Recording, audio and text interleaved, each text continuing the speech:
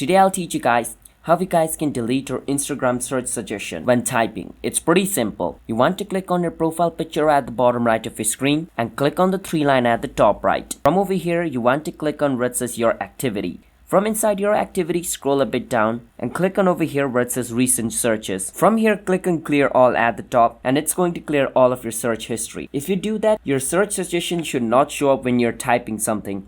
And even after doing that, if it still shows up, the only thing you can do is report the problem. For this, you can click on the 3 line at the top, click on settings and privacy, scroll a bit down, click on where it says help. Click on help, click on report a problem, click on report problem without shaking. Click on where it says don't include and continue, and over here, write a problem. You want to write this: I want to remove search suggestion when I'm typing something from my Instagram. Click on send at the top and the report will be sent. Instagram staff will view it and they'll help you fix a problem. The one thing you can also do is delete your Instagram app and reinstall it again. Sometimes doing that should also fix your issue. So if you guys found our video helpful, hit the subscribe to our channel How to Guide. I'll see you guys next time.